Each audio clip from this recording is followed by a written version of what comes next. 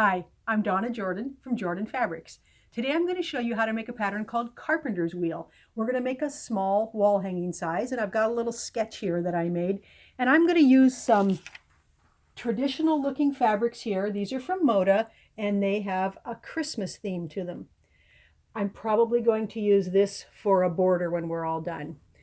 I also can't resist, I'm going to have to do it in some batiks. So this is going to look a lot different, but my fingers are just itching to get both of these cut out. So let's take the fabrics over to the workroom and get started.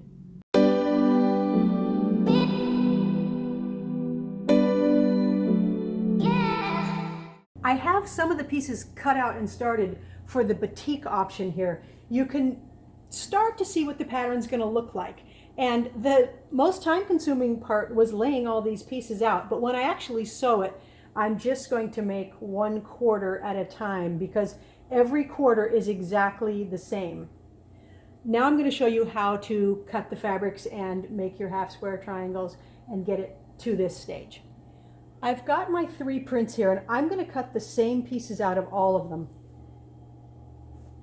So I took these bolts over to my ironing board and I just ironed the first little bit, and I'm going to leave them on the bolt and cut right from here. I'm going to cut 6 layers. If you're not comfortable cutting 6 layers, you can do these individually. This will just save time. For this pattern, I'm going to be cutting some 3 1/4 inch squares, and then I'm going to need some half square triangles that are the same size. So to get these, we are going to cut a square that's a little bigger. We're going to cut it 3 5/8, and then I'm going to draw a line here, and I'm going to stitch on both sides of it, and then I'm going to cut it in half, and the resulting squares will be exactly 3 1/4 inches. So I need to cut some 3 1/4 and some 3 5/8 squares. I like to use the weight to hold the ruler down. It just acts as a second hand. Let's move these over a little bit. Now I'm going to do a 3 1/4. Now I'm going to do a 3 5/8, and I'm going to need 2 of these 3 5/8 strips, and then I'm going to cut everything into squares. To cut these strips into squares, I'm going to take this 3 1/4 and I'm going to move it down here. And I haven't moved these strips at all. There's 2 strips there. I'm going to just swivel my whole cutting board around here. And I'm going to have these very low on the edge of the table, and I'm going to cut this into my 3 1/4. Then I'm going to cut this into my 3 5/8. And that way I didn't have to move a lot of stuff around. I get a lot of accuracy that way. Now for this step, I'm going to make a straight cut here. And I am holding the ruler right down all the way over the strip, so I really don't need the weight on the top. And I'm going to use this to measure over 3 1/4. And I'm going to remember where that spot is and move the ruler right there, because I like to have the ruler holding down the part that has not been cut, because then it doesn't move. So this may move a little as I cut, but that's okay because the part I haven't cut has not moved. So again, 3 1/4 over. And if you're not sure if you moved the ruler the right amount, just measure again. But this gives me really accurate cuts. For the 3 5/8 inch squares, I'm probably going to use my weight to help hold because my hands are really not on both sides there. My hand is a little bit smaller. Same method, 3 5/8. So find that spot on here, move your ruler to that spot and line up with the cutting board, and then make sure it's straight. Nice cut. So I'm going to do that for the rest of them. I've got 8 squares of each fabric, and we need to pair them up. So we're going to need, to make the half square triangles, we're going to need some with the light and the green. So let's put 8 of them over there. So we're going to need all those. Then we're going to need some with the green and the red.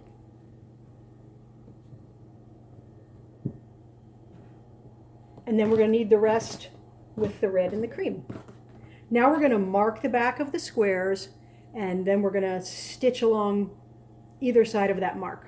So these two are going to get stitched together to make half square triangles.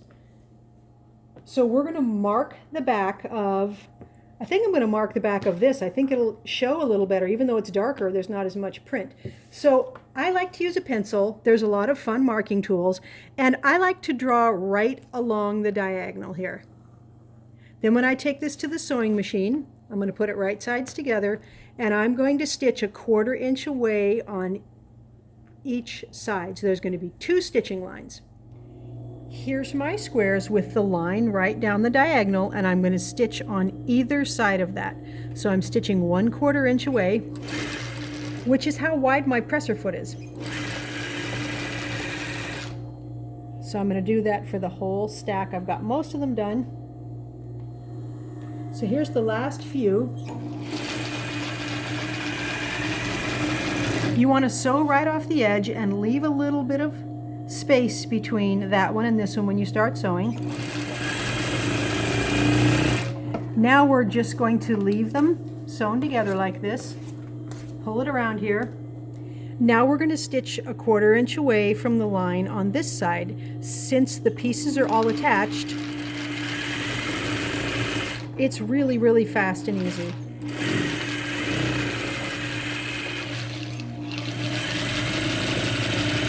Here's the last one.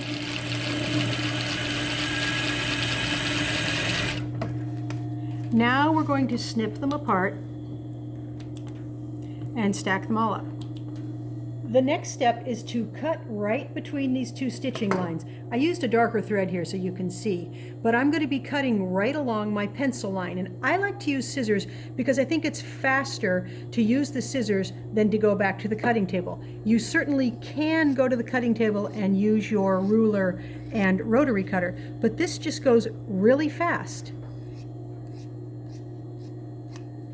The next step is to iron these seams open. So I'm going to put the dark on the top, and I'm going to open it in that direction, and then I'm going to press it, use a little steam.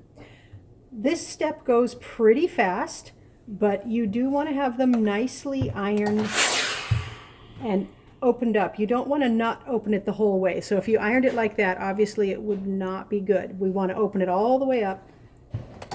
Little steam press. So we're going to do that with all the triangles, half square triangles, the squares. Then we're going to snip off these dog ears. I have 1/4 of the carpenter's wheel laid out here. It's kind of like a jigsaw puzzle. You have to look at your diagram. I've got my diagram over here, and then put the pieces in the correct order. And you can see now the diamonds that are being formed from these different triangles. Once we have it sewn together, you'll really hardly be able to tell that there's a seam in there and that the diamond isn't one whole piece.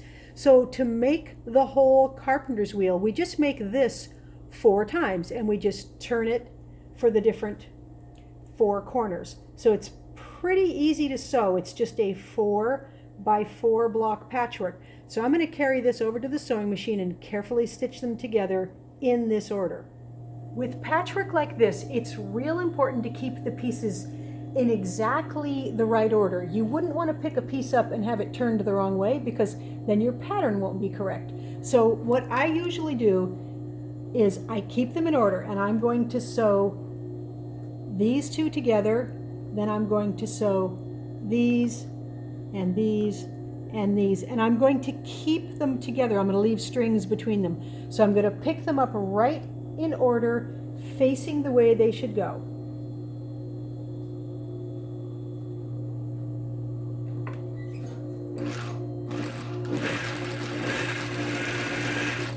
This one, again, don't turn it, just take it right over here. This way, once the pieces are picked up and stitched here, there's no chance of me turning something around or getting a row upside down. Now that whole row is stitched,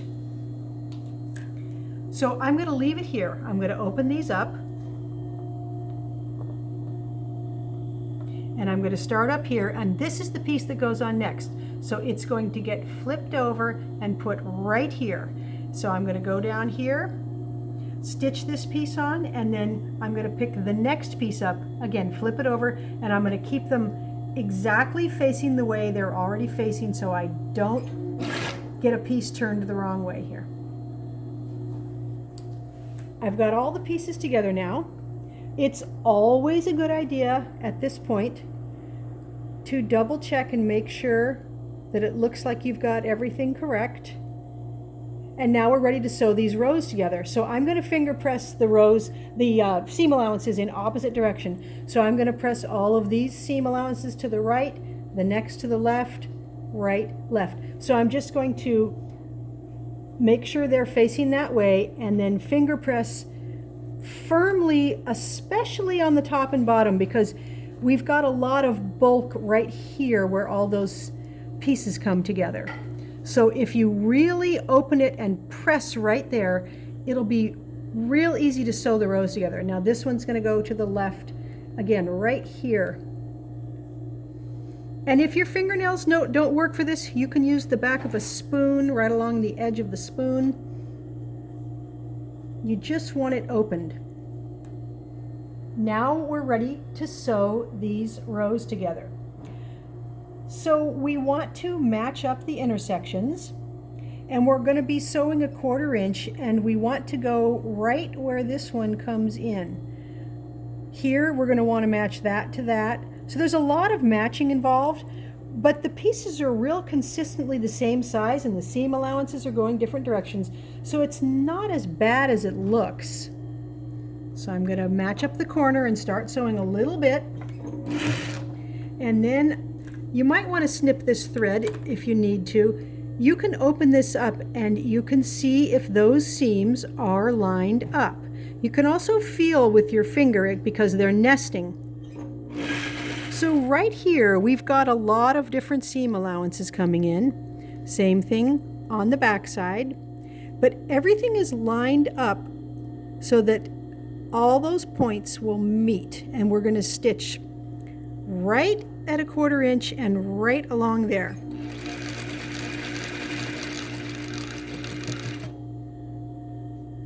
Again, we're going to get them to meet, and you can see those patchwork lines coming together. You want them right on top of themselves.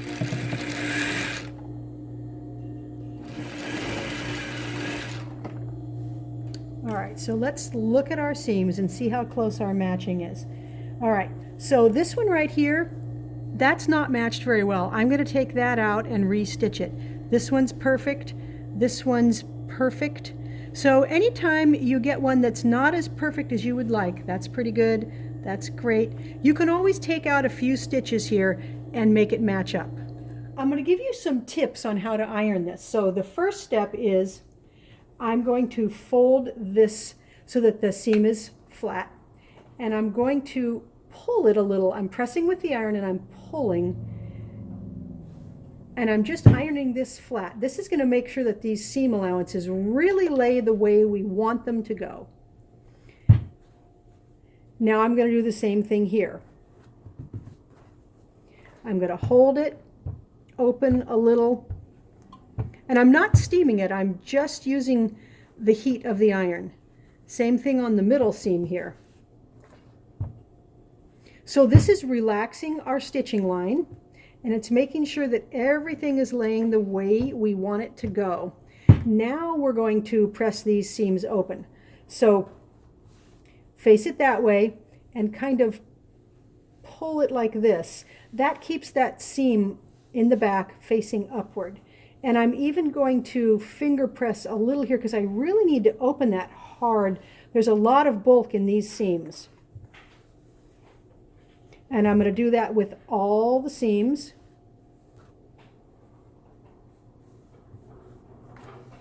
And I'm not using steam yet. I just want to get them facing the way I want them to go. Once I get it really flat, then I'm going to steam press it.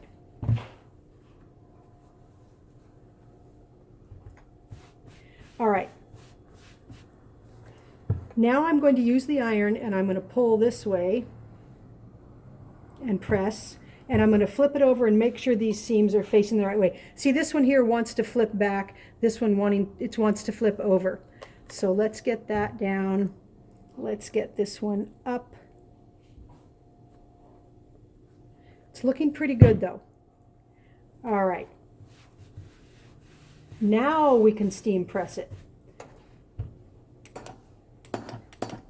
So the idea is to get it shaped the way you want, then steam press it really, really flat.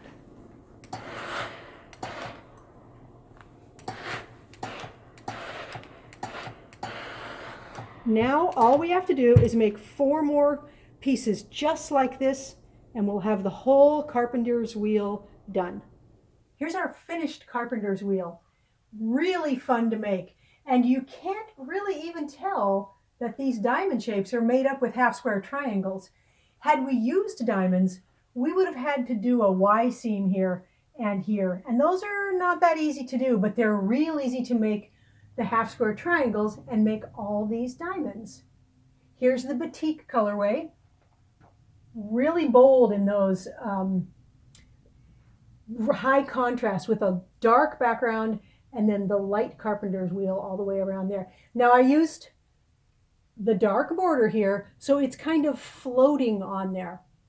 Now here I did a teeny little light border, so it's still floating, but I had this really nice Christmas print.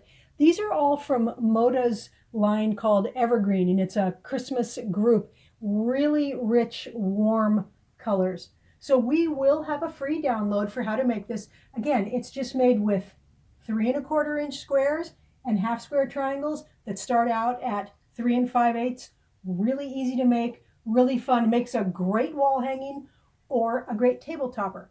Thanks for watching our tutorial today on how to make the carpenter's wheel. Be sure to leave us your comments and requests. And if you would like to see how to make this multicolored pieced binding, stay tuned because we'll be showing that one next.